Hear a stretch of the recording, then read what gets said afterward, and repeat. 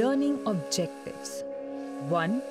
Understand the origins, authorship, and historical context of the Upanishads. 2. Explore the philosophical underpinnings and the metaphysical concepts of the Upanishads. 3. Examine the teachings of major Upanishads and their relevance. 4. Grasp the concepts of Brahman, Atman, and Maya in the Upanishads. 5. Recognize the influence of Upanishads on Indian thought, culture, and contemporary society.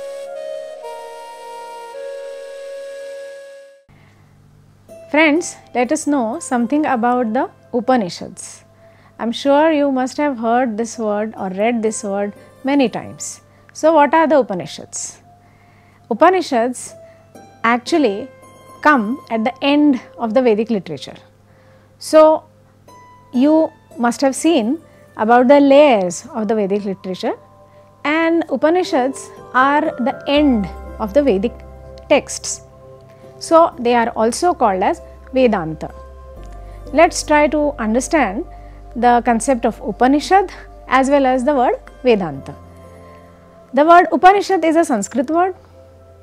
It has three components, so to say, Upa plus Ni plus Sad. Sad is the actual verb, it means to sit, and Upa and Ni add some more meaning to this verb. Upa means close and Ni means down. So, you can imagine a guru and his disciples or shishyas sitting at his feet to get the mystic knowledge. The knowledge which you see in the Upanishads is not any ordinary knowledge, but it is a very philosophical, mystic kind of knowledge, and therefore the students used to sit at the feet of the guru, and therefore it is called Upanishad. It is also called as Vedanta because, as I said, it comes at the end of the Vedic texts, but there is one more reason behind it. The word Anta also means the core. So, it is also interpreted that because the Upanishads reflect the core knowledge of the Vedic ideas, it is called Vedanta. And there is one more reason.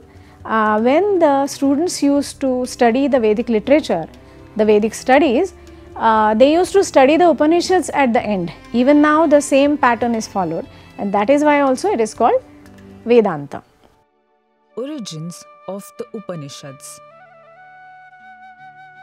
If you have ever peeled an onion, think of the Upanishads as the core, housing the deepest wisdom of Indian philosophy. The word Upanishad originates from the Sanskrit root words Upa, which means near, Ni, which means down, and Shad, which means to sit, symbolizing the student-teacher setting where knowledge is imparted as if sitting down near the teacher to learn wisdom. Imagine a timeline starting from the very dawn of human civilization. The Upanishads were composed during the latter part of the Vedic period, roughly between 800 to 500 BCE, when the bustling Indus Valley civilization was waning and new philosophies were emerging, much like the creative bursts in the modern startup scene.